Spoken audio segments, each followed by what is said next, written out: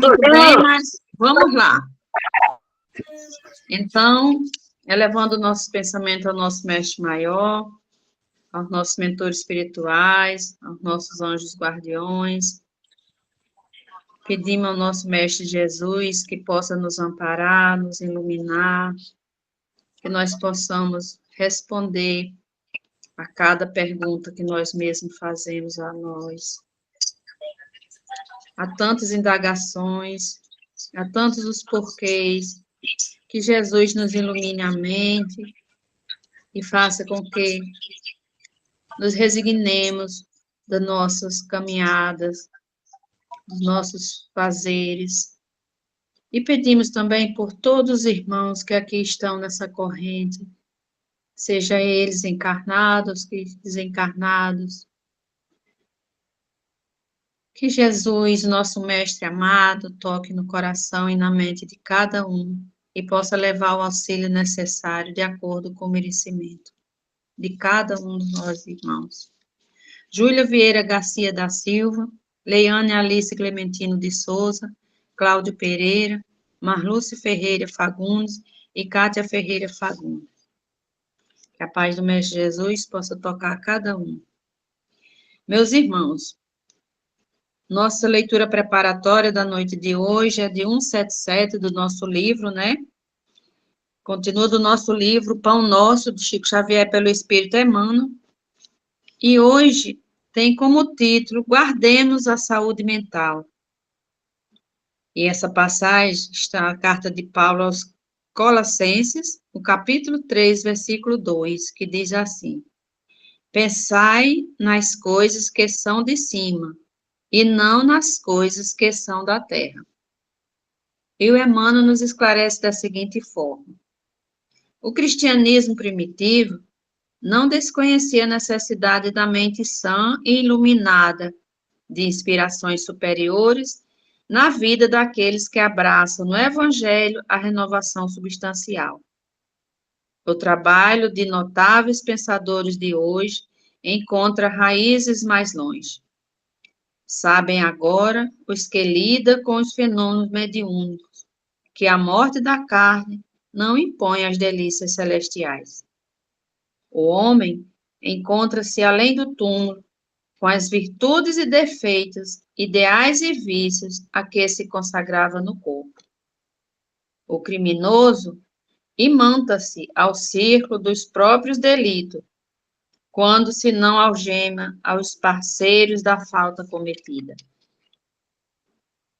O avarento está preso aos bens supérfluos, que abusivamente amontoou. O vaidoso permanece ligado aos títulos transitórios. O alcoólatra ronda as possibilidades de satisfazer a sede que lhe domina os centros de força. Quem se apaixona pelas organizações caprichosas do eu, gasta longos dias para desfazer as teias de ilusão em que se lhe emprega a personalidade. O programa antecede o serviço. O projeto traça a realização. O pensamento é energia radiante. Empreemo-la na terra, empreendemo-nos naturalmente ao chão. Elevemo-lo para o alto e conquistaremos a espiritualidade sublime. Nosso espírito residirá onde projetarmos nossos pensamentos, alicerce vivo do bem e do mal. Por isso mesmo dizia Paulo, sabiamente, pensai nas coisas que são de cima. Que assim seja. E agora passo a palavra ao nosso irmão Gilson, que fará a nossa prece inicial da noite de hoje. Seja bem-vindo, meu irmão. Mais uma vez, boa noite a todos, paz e luz.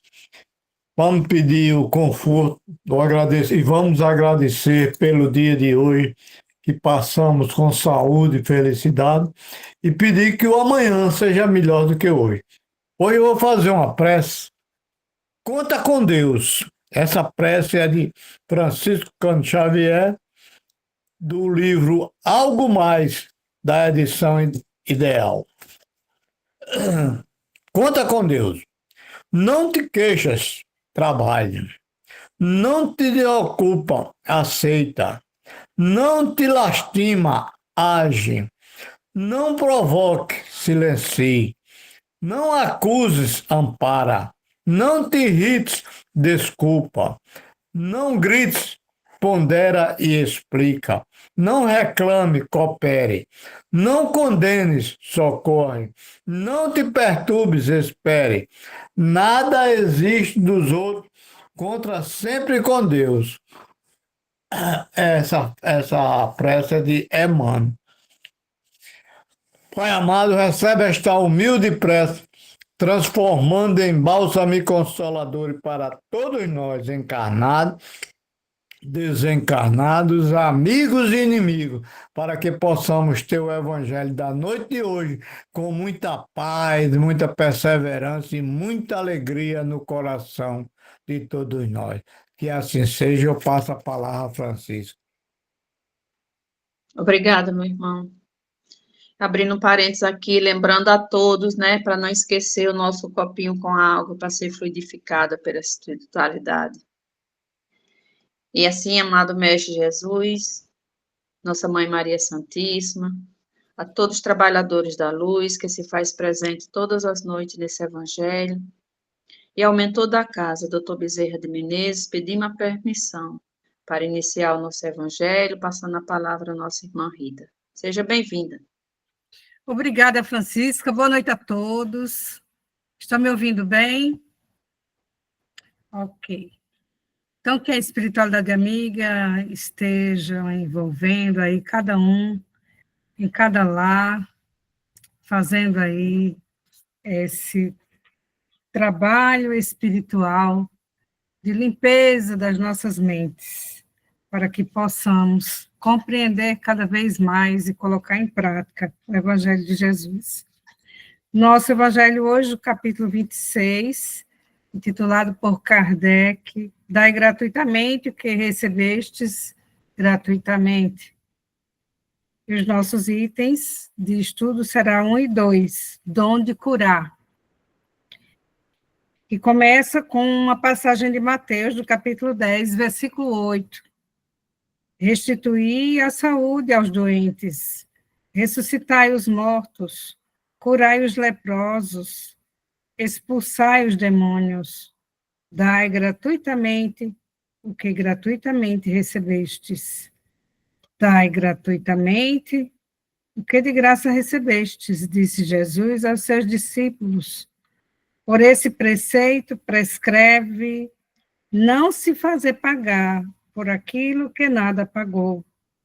Ora, o que eles tinham recebido gratuitamente era a faculdade de curar os doentes e de expulsar os demônios, quer dizer, os maus espíritos. Esse dom lhes fora dado gratuitamente por Deus, para o alívio daqueles que sofriam e para ajudar a propagação da fé. E lhes disse para dele não fazerem um tráfico, nem um objeto de especulação, nem um meio de vida. E aí vamos, então, começar o nosso estudo pelas definições do que seria o dom de curar, que é efeito sempre de uma ação fluídica sobre um necessitado, um enfermo, um portador de necessidades especiais. E nós temos também uma definição de dom de curar no livro de A a Z, que nos diz: a cura se opera mediante a substituição de uma molécula malsã por outra sã. O poder curativo está na razão direta da pureza dos fluidos magnéticos e da energia da vontade do doente e da intenção de quem deseja realizar a cura com a imposição de suas mãos.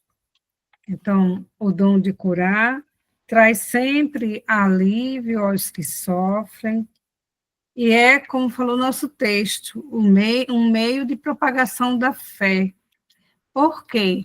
Quantos não acreditam na espiritualidade, não acreditam na vida eterna, se brincar também não acreditam em Deus, né? Deus é algo bem distante, e quando lhe acontece alguma coisa, de enfermiços, né, de enfermidades, que parece estar desenganado dos métodos materiais, e que procura o socorro espiritual, e acontece essa cura como um fenômeno de despertar, para que essa criatura desperte na sua fé, desperte nesse conhecimento da vida futura. Então, muitas vezes, é isso que acontece. As curas, elas têm uns critérios para acontecer. E, às vezes, do nada, acontece com uma pessoa que nunca foi do centro, que nunca teve religião, com um ateu, com um rebelde. Por que que acontece? Para despertar, para ajudá-lo a despertar na fé. Então,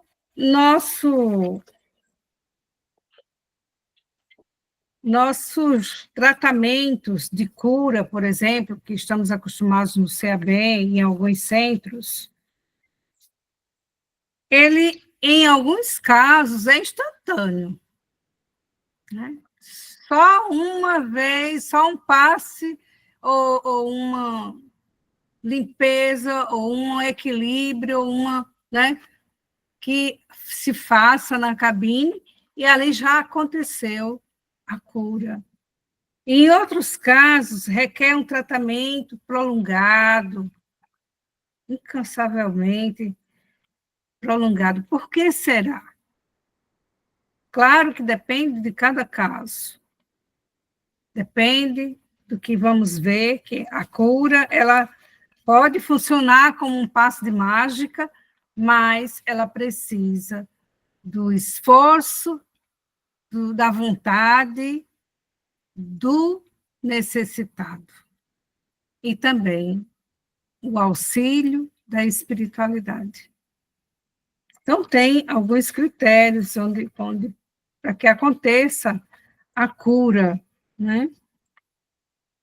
Jesus é o nosso exemplo máximo que viveu entre nós aqui no planeta Terra, como esse dom de curar, né? Quantas curas! O Evangelho fala de aproximadamente 35 curas que Jesus fez, que não foi só isso, mas que tem relatado, temos 35 curas. E, principalmente no tocante a seu poder moral, que é um grande diferencial, inclusive em relação aos apóstolos, que ficavam toda hora, mas porque Jesus pode afastar esse irmão inferior e a gente não conseguiu. E Jesus está lá a repetir. Por causa da sua imperfeição moral. Então, esse poder moral de Jesus é um grande exemplo para nós, e que, se queremos também seguir essa missão que ele designou aos apóstolos, precisamos também cuidar da nossa moralidade. Mas é um ponto comum que há entre todas as curas que Jesus fez. Ele nunca se engrandeceu por isso. Ao contrário, ele sempre teve o cuidado de dizer: a tua fé te curou, vai, não tornes a pecar. E a outros até dizia: levante, e ande, imperativos. E aí a gente pode lembrar também da Maria de Magdala, a Magdala, né, da prostituta que foi trazida para ser apedrejada, e que ele disse que atire a primeira pedra quem não tiver pecado. Ali foi um grande momento de transformação dela, em que ela conheceu naquele momento a força e o poder do amor e da moral elevada. A partir dali, ela se transformou, ela recebeu naquele momento um grande benefício de cura, né, da sua vida moral, na sua vida moral. Né? Dentre esses casos que o Evangelho relata, tem o caso do paralítico de Cafarnaum, inclusive é tratado em Mateus, no capítulo 9, de 1 a 8, em Lucas, no capítulo 5, 17 a 26, e em Marcos, no capítulo 2, de 1 a 12. Lá em Marcos, ele relata detalhes de como foi essa cura do paralítico de Cafarnaum, que ele queria muito chegar até Jesus e não conseguia passar diante da multidão que estava, né, ao redor de Jesus. Então, aí a gente vê a dificuldade e a superação que é necessária. É necessário enfrentar a dificuldade, é necessário superar todos os percalços que há para atingir aquele objetivo que se quer.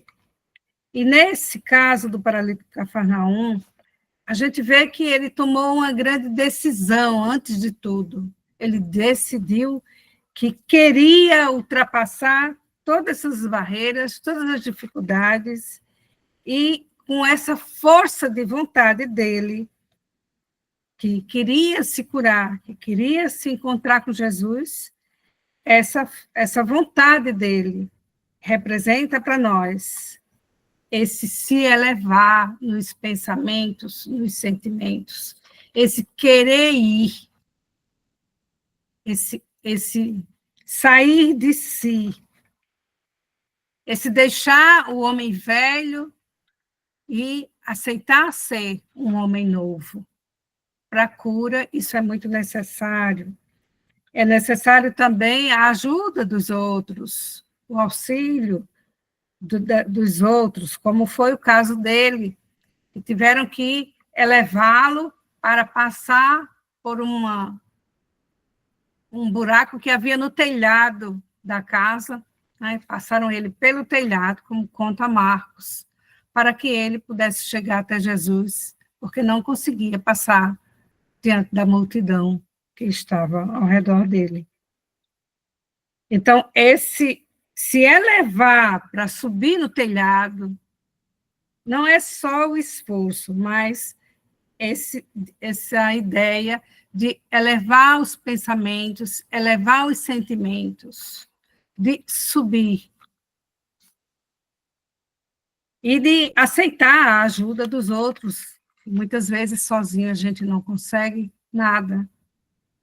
E com o auxílio dos nossos irmãos, muitas vezes a gente consegue ultrapassar as barreiras que são necessárias. E a cura tem sempre essa trajetória, né? A certeza de que já terminou a sua expiação com aquele seu problema, né? Digamos que o menino que nasceu cego, chegou o momento em que Jesus pôde curar. Ele era cego de nascença, mas Jesus curou aquele tempo que ele ficou cego, era o suficiente para a expiação dele.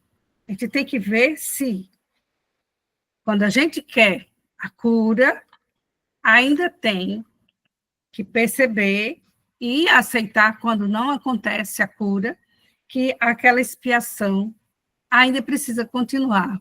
A gente ainda não aprendeu a lição não passou na prova que é necessária com aquela enfermidade. Precisa decidir pela transformação, deixar esse homem velho e aceitar ser esse homem novo, aceitar seguir Jesus, aceitar se elevar, sair da zona de conforto, daquela rotina, e elevando os seus pensamentos e sentimentos, buscando seguir esse caminho do bem. Muitos estão acometidos por alguma enfermidade, porque precisa desenvolver, não vou dizer nem a sua mediunidade, precisa desenvolver uma tarefa no bem, traz isso no seu planejamento reencarnatório, e a ferramenta que vai te levar a desenvolver alguma atividade no bem é a enfermidade que vai te levar ao estudo, vai te levar a um centro, a uma casa, a uma instituição, onde você precisa desenvolver sua atividade programada. Esse caminho no bem a seguir é parte das curas de muitas moléculas malsãs que temos no nosso corpo físico e espiritual, que com o trabalho, com a dedicação, com o auxílio da espiritualidade, e com a vontade, a força de vontade, vai sendo substituída a molécula malsã por uma molécula sã. E aí, como eu falei no Evangelho de Manhã, teve alguém, acho que Lula, já assistiu, já ouviu eu dizendo isso, mas eu vou repetir.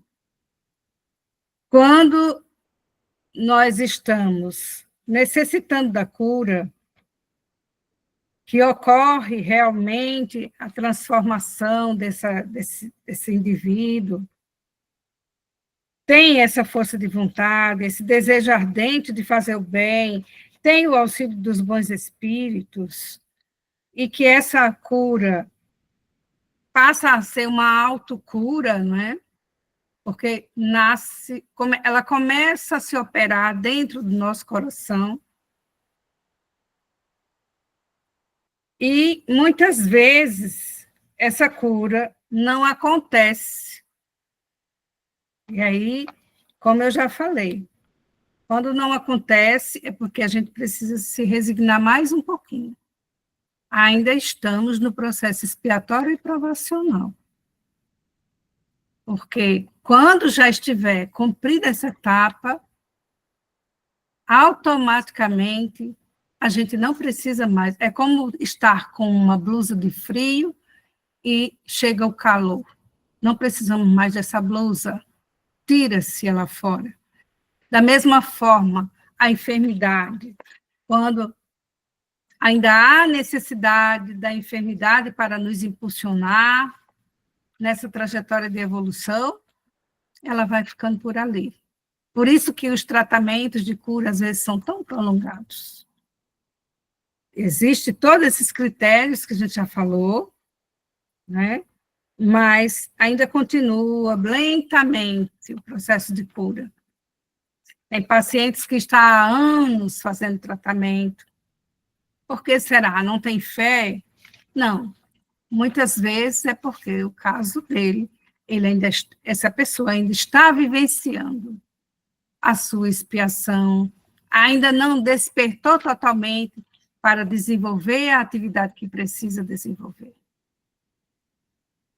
Então, dentre as tantas curas que Jesus realizou, além dessa do paralítico de Cafarnaum, que se encaixa aqui com todos os critérios, né, da elevação, da decisão, da transformação, da força de vontade, do auxílio dos outros para chegar até Jesus, ele também fez a cura dos 10 leprosos, a cura da sogra de Pedro, que é relatada, inclusive, no livro Boa Nova, Teve a cura da mulher hemorrágica, né? Quanto esforço ela fez, né? E quanta certeza ela tinha que, ao tocar o manto de Jesus, as vestes de Jesus, ela ficaria curada.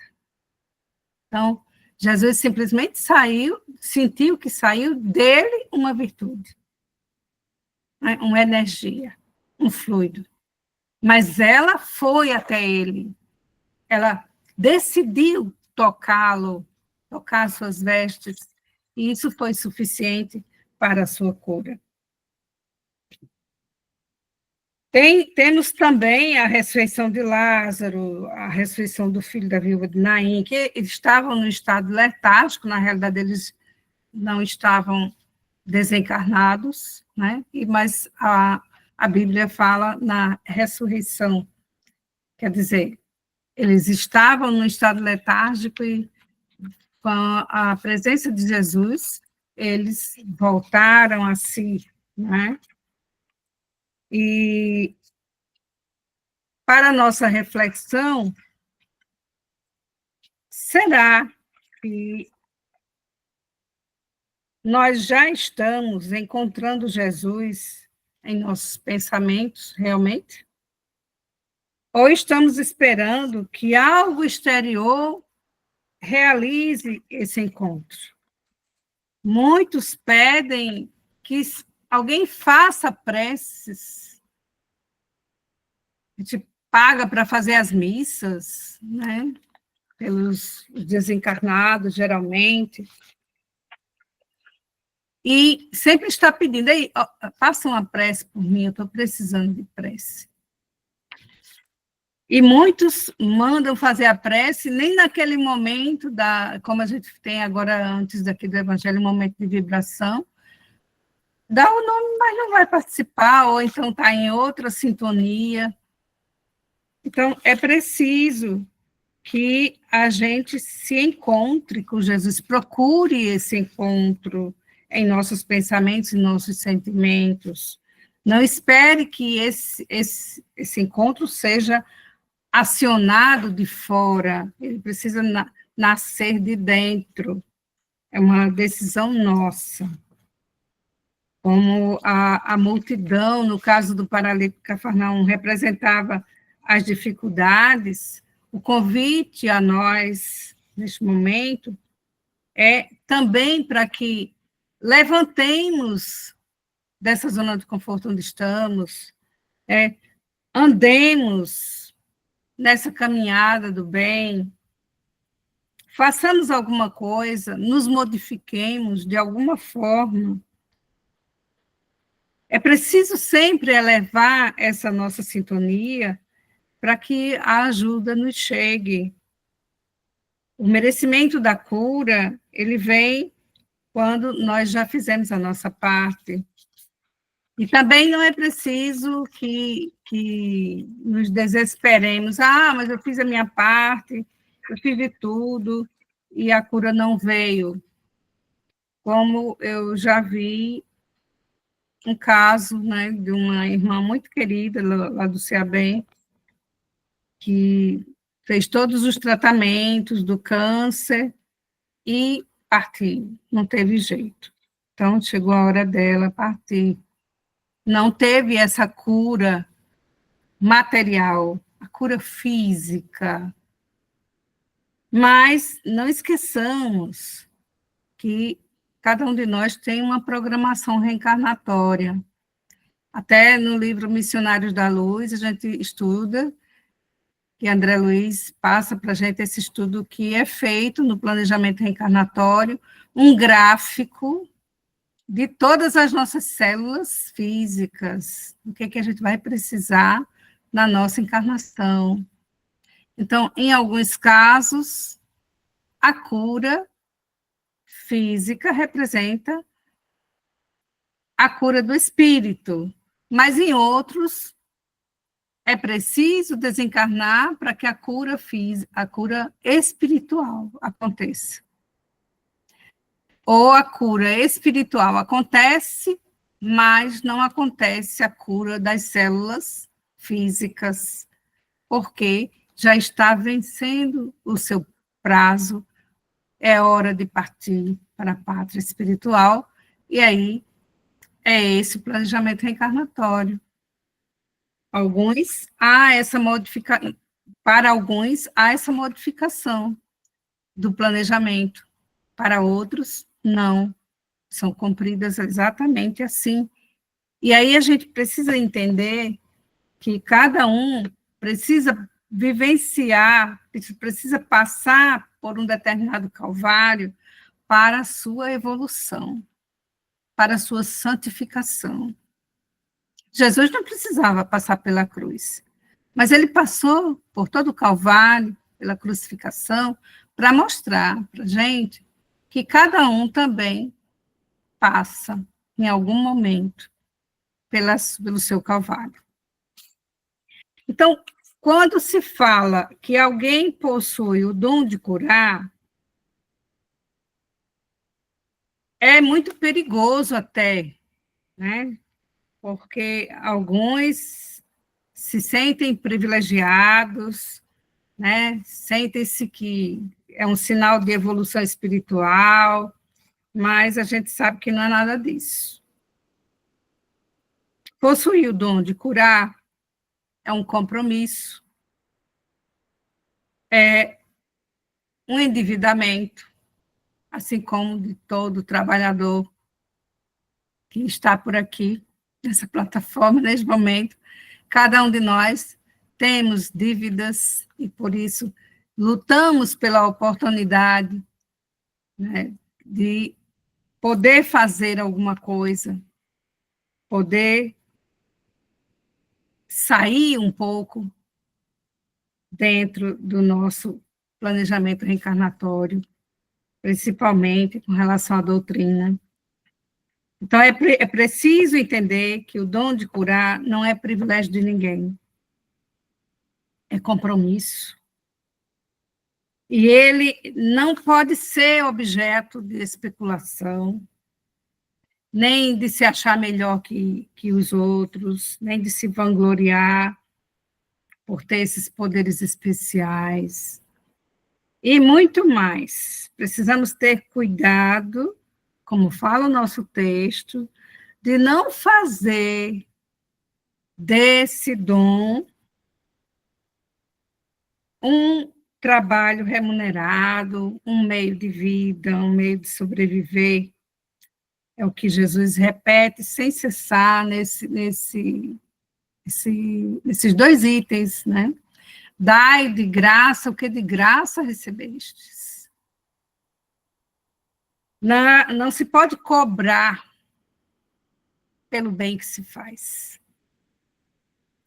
principalmente com relação às curas. A gente chega para alguns, eu fiquei bom. Mas porque eu rezei por você. Porque eu apliquei um passo em você. Cuidado, porque aí pode ser também uma cobrança. Às vezes a gente faz naturalmente, inocentemente isso, né? Mas a gente praticou um ato de ajudar, de auxílio, e aí fica jogando na cara. Esse joga na cara é uma cobrança. Então, não pode. Dai de graça o que de graça receber. Se você tem o dom de fazer uma vibração por alguém e alguém melhorar, faça muitas vezes, quantas vezes puder. Mas não saia dizendo, isso é ostentação. Nunca diga. Diga, a espiritualidade lhe envolveu. Nunca diga que foi o seu dom, né? É isso que o texto vem nos trazer hoje, essa lição. Esse dai de graça, o que de graça recebemos, nós recebemos algum dom de graça, não pagamos nada por isso, estamos tendo a oportunidade. Então, tem que ter muito cuidado nisso. E só tem 3 minutinhos. A cultura nossa, não dos espíritas, mas a cultura dos assistidos, é de pagar, trazer presentes, né? ofertar nem que seja um pano de prato. Então, isso é tão perigoso. Lembram daquela passagem de Chico Xavier, que uma senhora trouxe um relógio para ele, bem caro, né? Ele disse, não posso receber. Aí acabou ficando, né, tanta insistência dela. E que na mesma fila vinha uma pessoa muito necessitada, pedindo ajuda a ele, e ele deu o relógio a ele para ele vender e suprir a necessidade dele. E a mulher que deu o relógio ficou revoltada, disse, mas Chico, eu dei o relógio para você, já deu? Quer dizer, eu pensei que você tinha me dado, eu faço dele o que eu quero, não é? E aí, muitas vezes, a gente faz isso, né? Muitas vezes a gente é envolvido em situações também como essas. Então, a gente lembrar desse exemplo de Chico, que esse trabalho ele tem que ser voluntário e não pode ter nenhuma troca de favores, nada. Não pode ter nenhuma troca dentro de uma cura, de uma ajuda, de um auxílio. É um dom dado por Deus, é uma sintonia que a gente tem com equipes de luz, que recebemos de graça isso, e tudo devemos dar gratuitamente. Até porque, se a gente pensar direitinho, somos médios, somos instrumentos da espiritualidade, então quem pratica a cura é a espiritualidade. E aí a gente quer receber por isso, ou vai receber por isso, não tem sentido, né? O médio não tem nenhum direito de cobrar sobre as curas ou tratamentos que faça. Isso aí já está bem claro para todos nós. E até mesmo o magnetizador, precisamos ter muito cuidado com isso, o magnetizador não tem a intercessão de espíritos, mas se ele comercializar, o magnetismo dele vai desaparecer, ele perde esse dom. Assim como muitos médios, quando pratica as ações que precisa praticar erradamente, ele também perde o dom da mediunidade. Pode acontecer isso também. Então, sempre, tudo que fizermos, de graça, porque é de graça que estamos recebendo. Então, convido a todos para a gente fazer a nossa prece neste momento, nos envolvendo aí desses fluidos do nosso Criador. Senhor Deus, Criador de tudo que há no universo, poderoso é vosso nome, infinita é vossa misericórdia. Em nome do vosso Filho, Jesus Cristo, recorremos a vós neste momento, pedindo-lhes bênçãos para nossas vidas, que a luz divina incida sobre nós, sobre cada um que aqui está nessa plataforma, cada lar, que com as vossas mãos retirai todo o mal, todos os problemas e todos os perigos que estejam ao nosso redor, que as forças negativas que nos abatem, nos entristecem, se desfaçam ao sopro da vossa bênção, Senhor. O vosso poder destrua todas as barreiras que impedem nosso progresso, e do alto, vossas virtudes penetrem em todo o nosso ser, nos dando paz, saúde e prosperidade. Senhor, conduza nossos caminhos, nossas vontades, que nossos passos sejam dirigidos por vós, para que não tropecemos na caminhada da vida. E nosso viver, nossos lares, nossas tarefas, sejam todas por vós abençoadas. E entregamo-nos, Senhor, em vossas mãos poderosas, na certeza de te seguir e alcançar o aconchego dos teus braços. Assim seja. Passo a palavra para Francisca. Gratidão a todos, excelente noite. Graças a Deus. Perdão antecipado já, porque na próxima sexta-feira eu falei com a Glaci, para ela me substituir, ou que alguém me substitua, porque vai ser aniversário do meu neto, justo nesse horário, eu não vou poder. Mas aí a gente troca. Muito obrigada. Graças a Deus. E com essa oração, Senhor, pedimos à espiritualidade amiga fazer uma varredura em todos os lares. E se ainda ali houver um irmão necessitado, que possa ser acolhido e levado a uma colônia espiritual, a um hospital, onde possa, Senhor, ser curado. E também, Senhor, que qualquer energia deletéria, todas elas possam ser transformadas em amor, em paz, em luz.